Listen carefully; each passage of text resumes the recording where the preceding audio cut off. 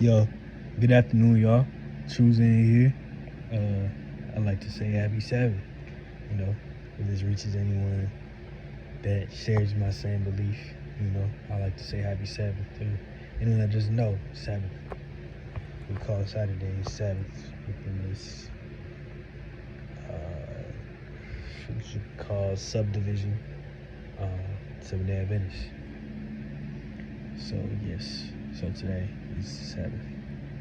So, I'd like to come to y'all with this that I'm reading right now is some verses from a sermon I was looking at earlier. Not earlier today, but I took from a message I received from our church, and I wanted to read upon what they were going to be going over, so I'm not able to make it today. So it comes from John chapter 9, verses 35 to 41 for me. It's not one-to-one, but this is where I'm going to start, to where I want to, express how I feel and hopefully get some more insight on what this means to me. So I just wanted to speak about it and maybe hear myself speak out loud back to myself about it, see if I learn anything else, or he'll speak to me. The Lord will speak to me through this. So it starts off with saying, verse 35, Jesus heard that they had thrown him out, and when he found him, he said, "Do you believe in the Son of Man?" And he's referring to, I believe, he's referring to, I think he's referring to Jesus. Or one of the disciples. They're referring to Jesus or one of the disciples. Or one of the Pharisees. Either or. So, back again. Verse 35. And Jesus heard that they had thrown him out. When he found him, he said, "Do you believe in the Son of Man?" "Who is he, sir?" Verse 36. The man asked, "Tell me so that I may believe in him." Verse 37. Jesus said, "You have now seen him. In fact, he is one speaking with you." Verse 38.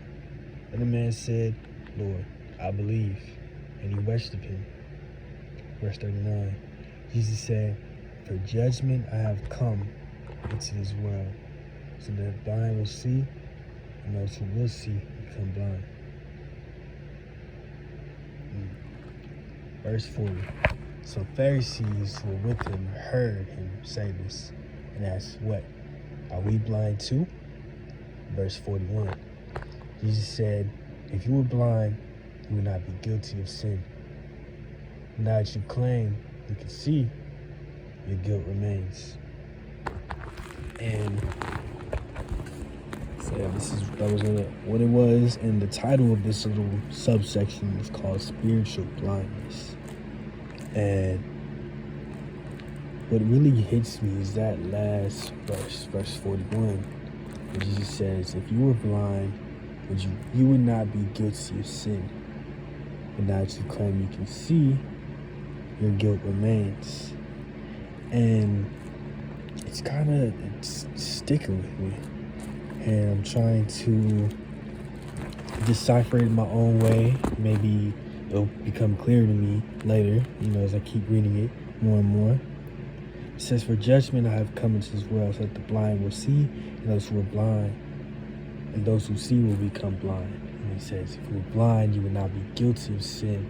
But now that you claim you can see, your guilt remains." In a sense, as I'm reading it over and over again, it's kind of making sense to me. As it's hard to explain it, but let's say you can see, right? And then all of a sudden you're blind. You know what I'm saying? Your whole insight will change. You'll do a lot more things differently because you're blind now. You'll change. You'll ask for a lot more things. You'll be forgiven. You'll be wanting to do more things so that you can possibly see again.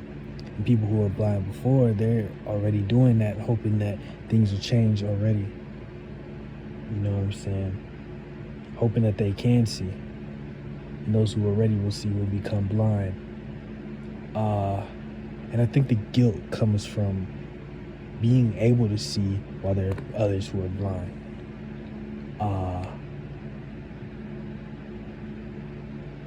Who are blind. But also I think as being a child of God, that you're blind to sin, almost. You're blind to sin if you're being a child of God. But then if you can see, if you're seeing all these things going on, your guilt remains because you can see the sin, because you're not being blind to it. In a certain way, this is how it's kind of making sense to me.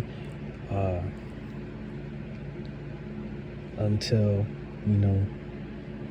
he reveals how this actually means to me, I will just use my own head, use the head that he gave me to kind of decipher this and understand it for myself, because I can. And he gave me the understanding and knowledge to understand this, so that's how I'm taking it. So yeah, this is just something little I wanted to share with y'all. Nothing too crazy. Or maybe we might start, little Sabbath talk so I can digest my word a lot more, because I lack in that, and I'm ashamed, but there's no reason to be ashamed if I'm doing it now, and I believe in him. And with that, I wanted to leave these two verses that I found that I've really been locked in on right now. Let me find them. Proverbs. Proverbs. Okay, so the first one is Proverbs 13, Proverbs chapter 13, verse 18. He who ignores discipline comes to poverty and shame, but whoever heeds correction is honored. Yeah, I really like that. And the next one is Proverbs chapter 16, verse 9. And it says, in his heart a man plans his course, but the Lord determines his steps. I really am locked in on those two verses right there. But they speak profoundly to me, and I just wanted to share those. And I'll possibly be sharing those for the next few weeks, because those are something that I really want to take with me around. So with that, yeah, I was talking about spiritual blindness. If you were blind, you would not be guilty of sin, but you claim to see, and the guilt remains. So I think that can stick with us, and we'll think about that going forward. Whoever watches this video, if no one does, this is also for me, because I'm journaling to myself, allowing my thoughts to be out there. This is going to stay public. I just really want to express how I'm feeling, record myself speaking. So yeah, there'll possibly be